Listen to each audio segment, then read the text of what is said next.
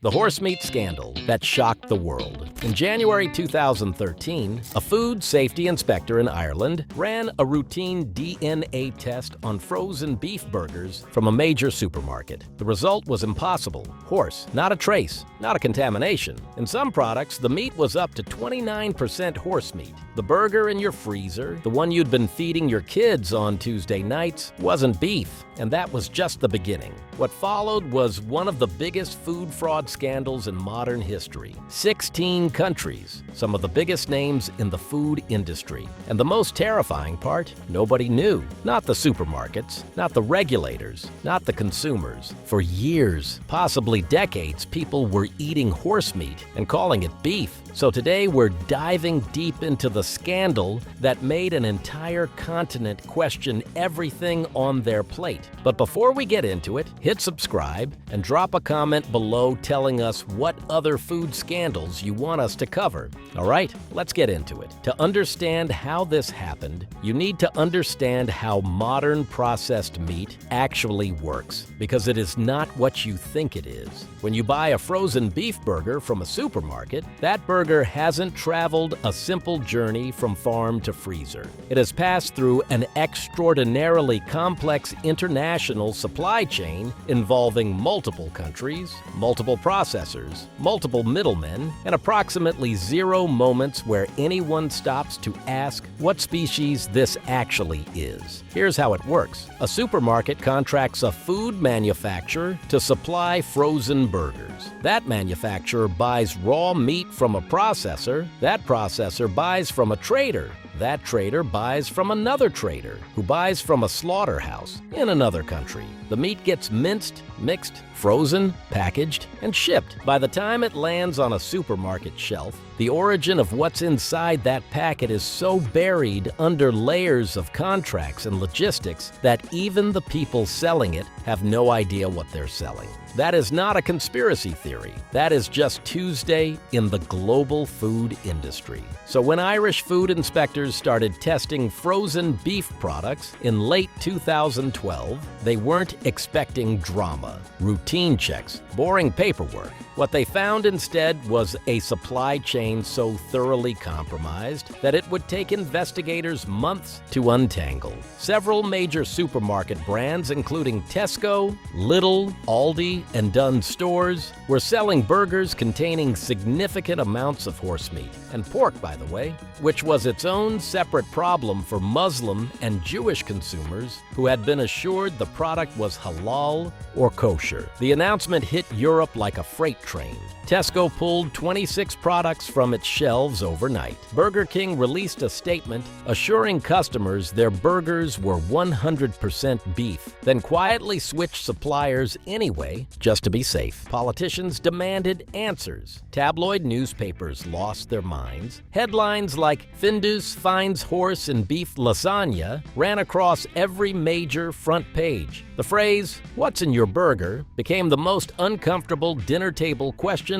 of 2013. And then it spread. French authorities found horse meat in products distributed across Europe. IKEA, yes, that IKEA, pulled its famous Swedish meatballs from stores in 25 countries after tests came back positive. If you've ever sat in an IKEA cafeteria eating those little meatballs thinking about flat pack furniture, congratulations, you may have been eating horse. Romania got pulled into the investigation, then Cyprus, then Luxembourg. By March 2013, 16 European countries had found contaminated products. The scandal had a name, Horsegate. Now here's where it gets interesting. The horse meat itself was not actually dangerous. Eating horse meat will not hurt you. In France, Italy, Belgium, and Japan, horse meat is considered a delicacy. It's lean, protein-rich, and slightly sweeter than beef. People eat it deliberately and happily. The problem was not the horse. The problem was the lie. Consumers were paying for beef and receiving something else entirely without their knowledge or consent. That is fraud, industrial-scale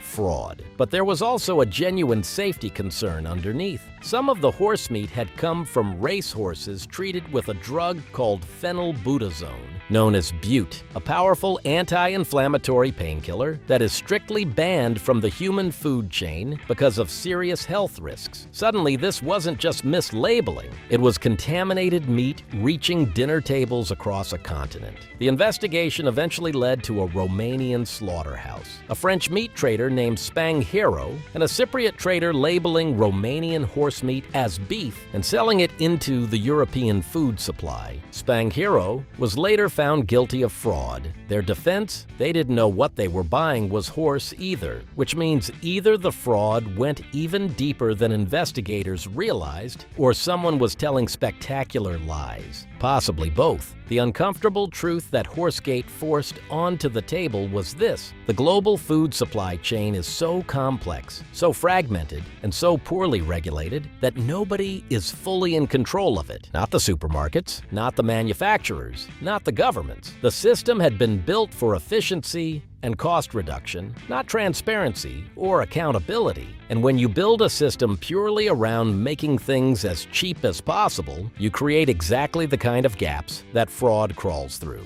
The scandal triggered sweeping changes across Europe. DNA testing of meat products became mandatory. Supply chain traceability laws were tightened significantly. Country of origin labeling became compulsory for a wider range of products. The European Commission launched a continent-wide action plan on food fraud. Supermarkets started auditing suppliers more aggressively and sourcing meat from closer to home. But here's the part nobody talks about enough. This was not caught by the industry, not by supermarket audits, not by manufacturer quality control. It was caught by one government food safety inspector doing routine tests in Ireland, a country of 4.5 million people. One inspector, one test, one unexpected result. And that single test unraveled a fraud hiding in plain sight across an entire continent, which raises the obvious question: how many other things are hiding in plain sight right now? The global processed food industry is worth trillions of dollars. It operates across hundreds of countries with wildly varying standards of regulation and enforcement. The incentive to cut costs is enormous. The incentive to ask hard questions about what's actually in the product is considerably smaller. Horsemeat happened once that we know of. The idea that it has never happened before or could never happen again requires a level of optimism the evidence simply does not support. So the next time you pick up a packet of frozen burgers at the supermarket, the ones that are suspiciously cheap, the ones where the label lists 47 ingredients, and the country of origin just says EU, just know that somewhere in the world, a food safety inspector is running a DNA test and hoping very hard that the result says beef. Did the Horsemeat scandal change the way you look at processed food? Let us know in the comments below.